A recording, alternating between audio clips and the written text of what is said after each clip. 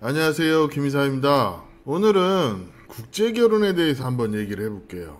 국제결혼이 뭘까요? 예전에 국제결혼 하면 어떤 환상이 있는 그런 분들이 많았죠. 뭐 지금도 없다고 얘기는 못하는데 이게 세계적인 추세로 보면 그냥 국제결혼은 이제 결혼의 한 장르로 봐야 되는 그런 측면이 있는 것 같습니다. 이걸 뭐 베트남론이나 뭐 외국 여자에 대한 환상 이런 걸로 접근하고, 요즘 트렌드로 보면 일본 여자에 대한 환상이 그렇게 심해요. 뭐 일본 여자들이 예쁘다, 그리고 한국 남자를 좋아한다, 뭐 이런 얘기 있는데, 이게 그 나라의 문화나 어떤 맥락을 이해하고 결혼을 하는 것도 중요한데, 이게 그냥 유튜브에 노출된 얘기로만 얘기를 하니까 이게 좀 현실과 다른 점이 있다는 거죠. 일본이든 베트남이든 한국 남자가 경쟁력이 있고 또 나를 좋아해주는 여자 만나면 어디나 대접받기는 마찬가지입니다. 베트남의 문화적인 특징,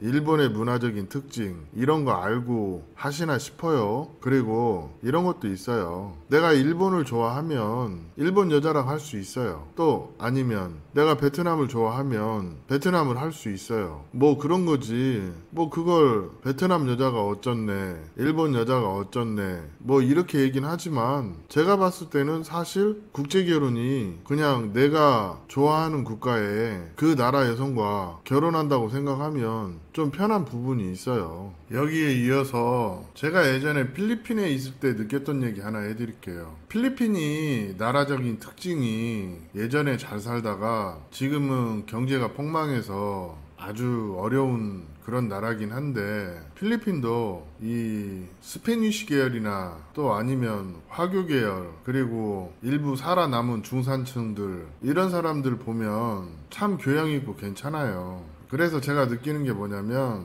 필리핀이든 베트남이든 일본이든 이 중산층 정도 되는 여성이면, 또 정상적인 가정에서 화목하게 자란 여성이면 어디나 괜찮았어요. 사실은 결혼을 할 때 이런 어떤 그 집안의 배경이나 그 집안의 환경, 그러니까 화목한지 가정교육 잘 받았는지 이런 걸 보고 해야 되는데, 이런 부분에 대해서 전혀 고려 없이 그냥 그 한국적으로 생각하는 그런 부분이 우물안 개구리라는 거지. 뭐 혹자는 한국에서 살 거니까 한국 사람 기준에 맞춰야 된다, 그것도 틀린 얘기는 아닌데, 요즘 한국의 결혼 트렌드를 보면 솔직히 이게 정상적인 결혼관은 아니에요. 한국 여자들이 요구하는 그런 결혼의 허들, 이게 너무 높고, 또 사회 전반적으로 자기애가 강하다 보니까 이게 한편으로는 이기주의적인 그런 측면이 있는데, 이런 것들이 결혼에도 그대로 반영이 된다는 거죠.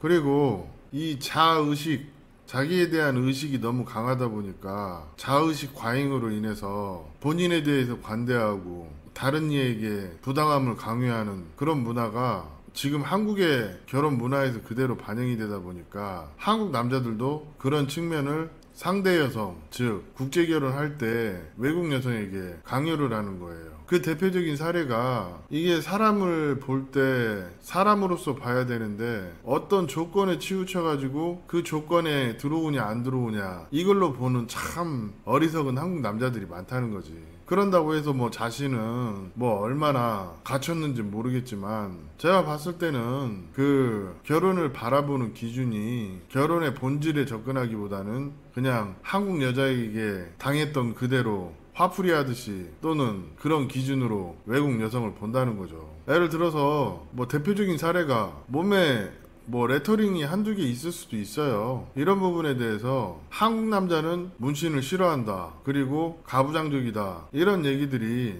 베트남에서도 흔하게 들려요. 그러다 보니까 베트남 여자들 중에 상당수는 한국 남자와 결혼을 꺼리는, 그리고 오히려 대만이나 미국이나 이쪽으로 턴을 하는 여성들이 늘었다는 거죠. 이게 그렇게 자기가 조건에 맞춰서 결혼하려고 그 세계적인 트렌드에 맞지도 않는, 또 상대방이 이해하기 어려운 그런 조건들이 전반적으로 국제결혼에서도 좋게는 안 보인다는 거지. 그리고 우물안 개구리처럼 국제결혼에 대한 편견, 이걸 통해서 스스로 자의식을 세우는 그런 무지한 사람들이 많다 보니까 한국 사람들이 요즘에 외국 나가서 한편으로는 대접을 못 받는 그런 것도 있어요. 왜 이런 얘기 하냐면 우리나라 사람들이 외국에 나가서 그래도 좋은 호감을 주는데, 예를 들어 이런 거, 한 50 먹은 남자가 20살짜리한테 아무리 외국인이라지만 전화번호 물어보고 그 다음에 주변 사람들하고 히히덕거리고 그 되지도 않는 그런 역겨운 행동을 하면서도 창피한 줄 모르는 사람 너무 많아요. 아니, 그런 거 하려면 미국이나 영국이나 이런 데 가서 하시지 왜 베트남에 오셔가지고 그 되지도 않는 그 헛소리 하고. 조금만 생각해보면 20살짜리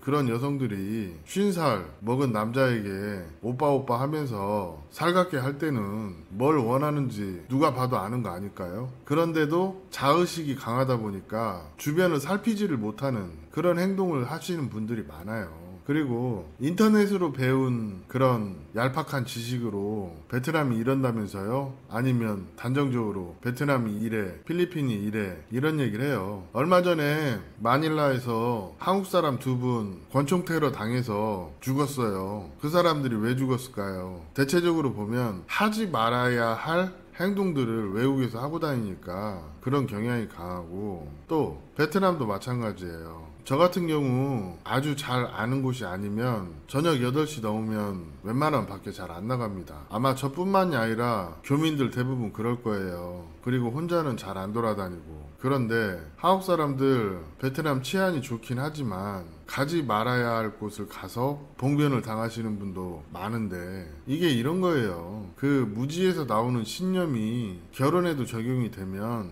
본인 스스로 불구덩이 들어가면서 결혼이 잘 못 되면 베트남 여자가 돈만 밝히네, 베트남 여자 어떻게 믿어, 이런 소리 하는 겁니다. 처음부터 좀 만나기 어렵더라도, 좀 사귀기 어렵더라도 정상적인 여자 만나고 결혼 과정이 아닌 양친이 모두 살아있고 정상적인 결혼 생활을 하고 있는 그런 부모 밑에서 부모 관리 하에 자란 그런 여자 만나면 비교적 괜찮은 거예요. 근데 무슨 가라오케나 이런 데서 일할 법한 그런 여자들, 한국 남자들 갖춰진 거 좋아하는데, 갖춰진 여자들은요 부자 아니면 가라오케 여자 아니면 화류계 여자, 서비스업 계통에 종사하는 여자, 이런 여자밖에 없어요. 평범한 일반 시민들이 누가 나가요처럼 그렇게 갖춰서 있는 여자가 몇이나 있을까 싶습니다. 이런 걸 모르니까 맨날 사기나 당하고 베트남 와서 호구되고 그러는 거예요. 결혼 생각하시면요, 국제결혼도 결혼이기 때문에 이 사람을 보시려고 하셔야 돼요. 이 사람을 볼 줄 모르고 그 개똥 철학에 가까운 그 자신의 조건으로 택도 없는 소리 하시는 분들은 제가 봤을 때는 결혼하시면 안 돼요. 현실이 그렇습니다. 국제결혼 생각하시면요, 내 결혼관에 대해서도 확실하게 하시고 베트남에 오세요. 그러면 결혼 쉽습니다. 오늘 이야기는 여기까지 하겠습니다. 감사합니다.